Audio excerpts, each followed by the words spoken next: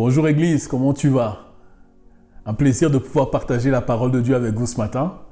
Je suis Zacharie pour ceux qui ne me connaissent pas. Si vous voulez bien, on va juste incliner la tête un instant et on va prier afin que le Seigneur puisse disposer nos cœurs à recevoir sa parole ce matin. Père, on remet ces instants entre tes mains. Parle-nous, enseigne-nous comme tu l'as dit.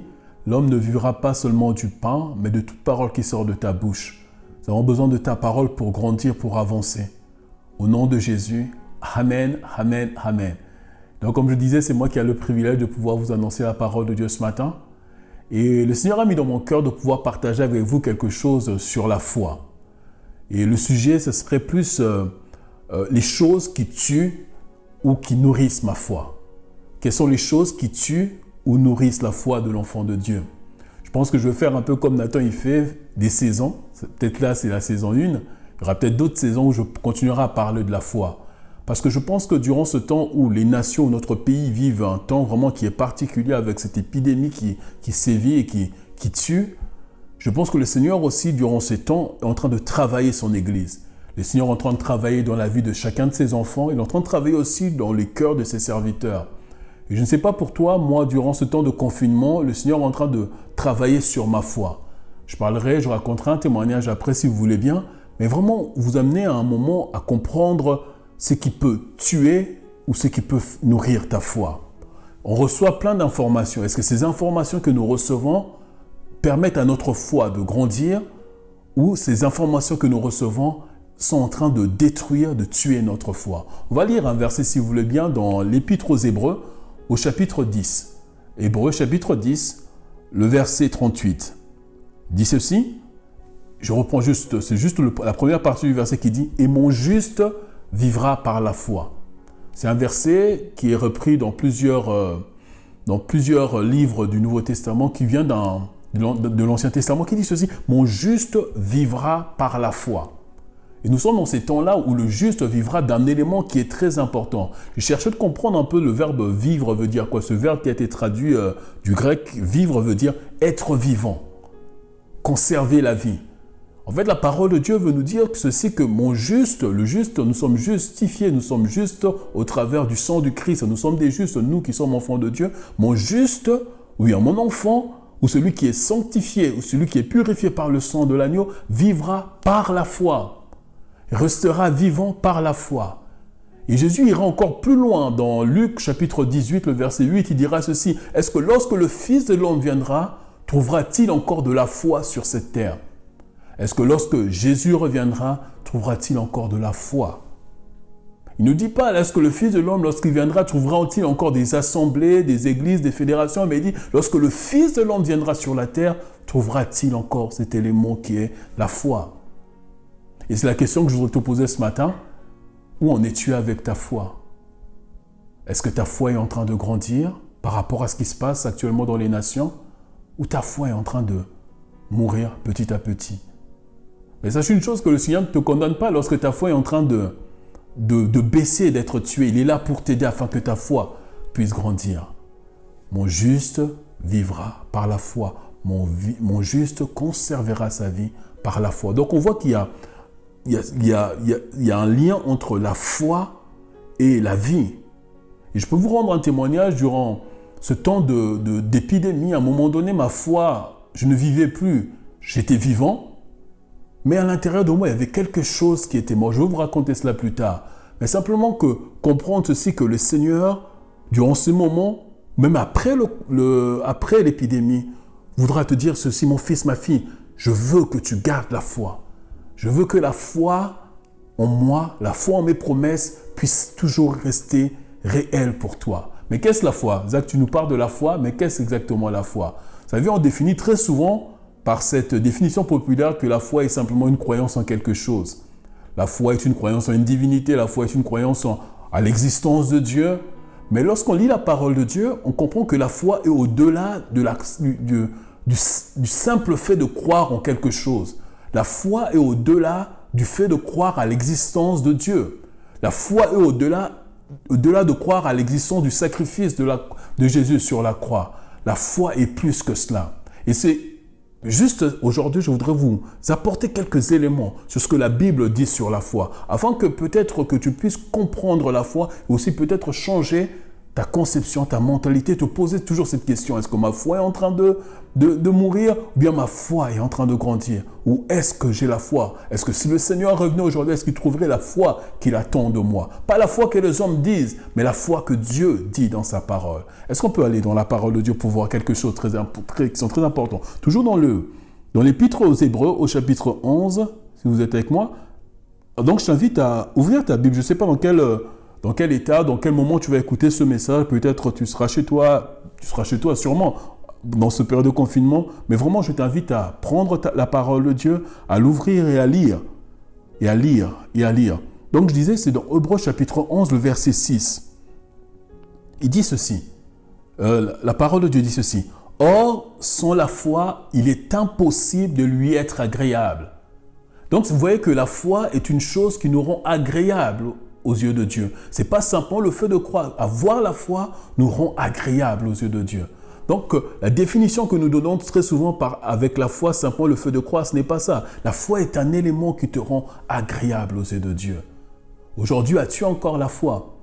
Église, aujourd'hui, est-ce que nous avons encore la foi? Est-ce que nous croyons encore aux promesses du Seigneur? Est-ce que nous croyons encore à la puissance de Dieu? Est-ce que nous croyons encore à ce que Dieu peut accomplir? Est-ce que nous croyons encore au jour d'aujourd'hui que Dieu exauce les prières? Il y a plein de choses autour de nous qui nous poussent à croire que les temps ont changé. Et peut-être indirectement, dans notre foi, c'est là aussi agi, qui nous pousse à croire aussi que Dieu aussi a changé. Les choses qu'il faisait hier, il n'est pas capable de le faire aujourd'hui. Si hier, il exauçait les prières, peut-être aujourd'hui, Dieu n'exauce peut-être plus les prières. Mais rappelons-nous ceci, il est écrit que en Dieu, il n'y a point d'ombre de variation. Il est le même hier, aujourd'hui et éternellement. Les hommes peuvent changer. La société peut changer, il peut avoir des guerres, il peut avoir des épidémies, mais Dieu ne change pas. Ses promesses ne changent pas. Ce qu'il dit dans sa parole est vérité hier, est vérité aujourd'hui et sera vérité aussi demain. Il n'y a que Dieu qui dit la vérité. Ma réalité n'est pas la vérité. La vérité, c'est ce que Dieu dit dans sa parole. Et il dit ici que mon juste vivra par la foi. Il dit ceci, c'est « Or, sans la foi, tu ne peux pas être agréable au Seigneur. » Et Dieu, ce matin, veut te dire, mon fils, ma fille, je veux que tu aies la foi. Je veux que tu gardes ta foi en moi. Je veux que tu actives ta foi. Deuxième chose sur la foi, ce qui est important à comprendre, on va dans Jacques, dans l'épître de Jacques, au chapitre 1er, à partir du verset 2. Mes frères et sœurs, quand vous passez par toutes sortes d'épreuves, considérez-vous comme heureux. Car vous le savez, la mise à l'épreuve de votre foi produit l'endurance. Ici, on voit que la foi est une chose, un élément qui est éprouvé. Ta foi est appelée à être éprouvée. Durant ce temps d'épidémie, je pense que beaucoup d'entre nous, moi en premier, je vous assure, moi en premier, ma foi a été éprouvée. Et à un moment donné, je commençais à mourir à l'intérieur de moi, à douter, à me poser des questions. Est-ce que Dieu réellement exauce les prières? Est-ce que Dieu vraiment va répondre à nos prières si on lui demande d'amener la lumière, d'apporter la lumière durant ce temps des ténèbres, durant ce temps sombre dans notre pays? À un moment donné, je commençais un peu à douter, à voir l'ampleur que cette épidémie prend sur le monde entier. Je commençais un peu à douter en moi. Mais la Bible dit ceci, que la foi est mise à l'épreuve. Ta foi est appelée à être mise à l'épreuve. Être mise à l'épreuve, c'est être testé. Dieu viendra tester ta foi. Dieu met des épreuves devant nous pour tester notre foi, pour savoir si notre foi est solidement fondée sur sa parole, pour savoir si notre foi est réellement fondée sur lui, ou si notre foi est simplement fondée sur notre intelligence, sur notre intellect. Je donne un exemple. Vous savez, avec ce qui se passe avec l'épidémie, je dis, à un moment donné, ma foi pas chaviré. À un moment, il commençait à créer un peu un doute en moi, une peur en moi. Parce qu'on verra tout à l'heure les choses qui tuent la foi, la peur, le doute sont des choses qui tuent la foi. Et je commençais plus à croire en ce que les médias disaient. Je commençais plus à croire dans le fait de me protéger en me lavant les mains. Ce sont des bonnes choses. Je ne dis pas que ce sont des mauvaises choses. Je pense que ce sont des mesures barrières, comme on dit, qui nous empêchent de pouvoir être contaminés. Mais n'oublions pas une chose, c'est que Dieu est celui qui nous garde. On peut mettre des mesures barrières. Combien de témoignages j'ai entendu, combien de choses que j'ai entendues que ce soit sur la télé, sur YouTube, des gens qui étaient vraiment confinés à max chez eux, mais ils ont été atteints par le virus. Mais n'oublions pas une chose, que Dieu est celui qui nous garde. À un moment donné, je suis devenu tellement maniaque, je commençais à laver tout, je commençais à laver mes mains à tout va. Pourquoi? Parce que je cherchais à me protéger par rapport à cette épidémie qui sévissait. Et là, le Seigneur m'a rappelé un verset. Ce verset qui se trouve dans le livre de Psaume qui dit ceci, que si l'Éternel ne garde une ville, ceux qui veillent, veillent en vain. C'est-à-dire que si l'Éternel ne garde pas, tu auras beau te protéger, tu auras beau veiller sur ta sécurité, c'est en vain. Car une chose, c'est Dieu qui protège. Et c'est ça la foi. Tu vas être mise à l'épreuve. Et moi, ma foi est mise à l'épreuve. Peut-être toi aussi, ta foi est mise à l'épreuve. Mais sache que Dieu est au contrôle. Dieu veut que ta foi grandisse. Donc, vous voyez que la foi, c'est toutes ces choses-là. Ce n'est pas simplement le fait de croire en Dieu. Et Jésus ira même plus loin dans la définition de la foi. Il dira ceci que si vous avez la foi comme un grain de sénévé, vous direz à cette montagne, ôte-toi de là et jette-toi dans la mer, et cela se fera. Donc, vous voyez que la foi est capable de déplacer même les montagnes. La foi n'est pas simplement le fait de croire en ce que Dieu existe. Ta foi peut déplacer les montagnes. La foi, notre foi, en tant qu'Église, en tant qu'enfant de Dieu, notre foi en Dieu peut déplacer les montagnes. Et durant ce temps d'épidémie, l'ennemi viendra pour tuer cette foi, pour nous empêcher de croire en ce que Dieu est capable d'accomplir. Mais ce matin, le Seigneur veut nous rappeler tout simplement, mes enfants, ayez foi en moi. Rappelons-nous ce passage de Jean chapitre 14, Jésus avant de partir le dit, ayez foi en Dieu, ayez foi en moi. Ayez foi en Dieu, croyez en Dieu. Et vraiment, c'est ça la foi, croire en Dieu, croire en ce que le Seigneur est capable d'accomplir. S'appuyer sur ce qu'il dit, pas sur ce que je suis en train de vivre. Est-ce que vous me comprenez un peu? C'est ce que le Seigneur attend de nous. Et c'est la foi qui nous permet de saisir aussi les promesses du Seigneur. C'est ta foi qui va te permettre de saisir les promesses de Dieu. Mais ok, mais qu'est-ce qui tue la foi? Il y a des choses qui peuvent tuer ta foi. Il y a des choses qui peuvent faire grandir ta foi. Il y a des choses qui peuvent tuer ta foi. Qu'est-ce qui tue la foi?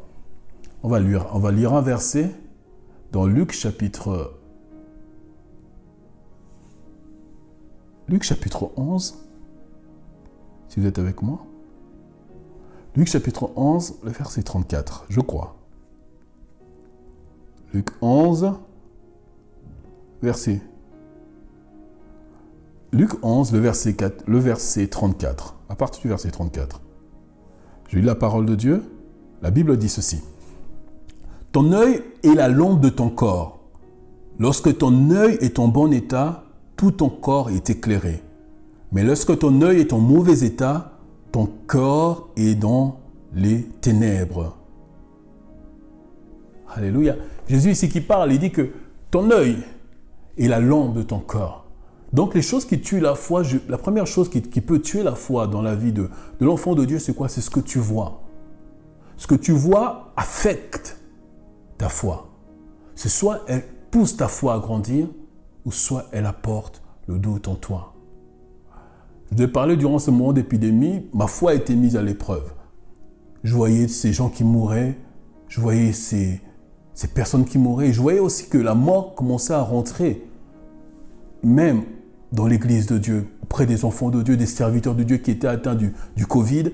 Et ce que je voyais commençait à affecter ma foi, commençait à créer en moi aussi une certaine peur, commençait à créer en moi le doute en me disant peut-être moi aussi je peux être contaminé. Je ne regardais plus au Seigneur, mais je commençais à regarder à la réalité que je voyais devant moi. Donc ce que tu vois affecte ta foi. Il y a ce que tu entends peut aussi tuer ta foi. La Bible dit ceci, que la foi vient, on verra ça tout à l'heure, de ce que l'on entend, et ce que l'on entend vient de la parole de Dieu. Donc, ta foi va grandir par rapport à ce que tu entends. Et ta foi va être tuée aussi par rapport à ce que tu entends. Qu'entends-tu? Quelles sont les choses que tu écoutes? Est-ce que tu te focalises sur ce que les médias disent? Les médias peuvent tuer ta foi. Les informations peuvent tuer ta foi.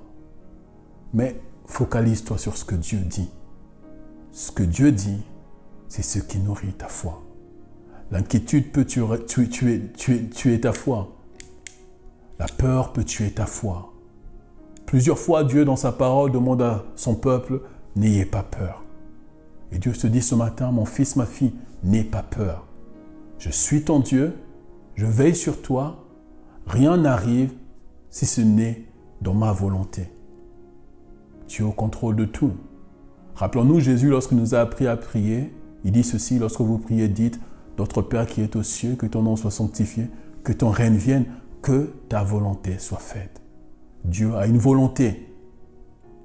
C'est pas ce que tu vois, mais Dieu a une volonté. Dieu a une volonté pour ta vie.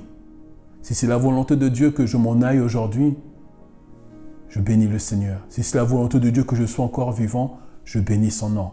Dieu a une volonté. Et garde cela dans ton cœur, Dieu a une volonté. Et les choses qui peuvent faire grandir ta foi, comme je dis tout à l'heure, c'est ce que tu entends. Apprends à écouter les bonnes choses. Raconter un témoignage de ce que j'ai fait il y a quelques semaines. Avant, j'étais tellement sur les informations, l'actualité, les médias, écouter ce qu'on dit sur le coronavirus, écouter. Et ces choses-là étaient en train de tuer ma foi. Je dis à Dieu, je me suis dit à moi-même, écoute, je vais arrêter la télé. Et on a ce qu'on a, vous avez tous des smartphones, tu avais des notifications. J'ai arrêté toutes mes notifications pour simplement, durant ce temps de confinement, écouter Dieu, lire sa parole, chanter des louanges pour lui, juste écouter ses informations à lui. Le soir, j'ouvre ma télé avant de manger pendant le repas et je regarde peut-être ce qui s'est passé dans le monde, mais ces choses n'affectent plus ma foi. Pourquoi? Parce que j'ai décidé, j'ai fait le choix d'entendre les choses qui aident ma foi à grandir. Et c'est le message que le Seigneur voulait partager avec nous ce matin. Apprends à écouter les bonnes choses et apprends à voir les bonnes choses. Que vois-tu? Ce que tu vois affecte. Est-ce que tu vois les nations rester dans cet état ou est-ce que tu vois quelque chose de radieux qui peut arriver après? J'écoutais un pasteur qui parlait de son père, qui disait que son père a vécu la Seconde Guerre mondiale. Et pour eux, à l'époque, ils pensaient que c'était vraiment la fin des temps. Ils pensaient qu'Hitler était l'antéchrist qui devait venir.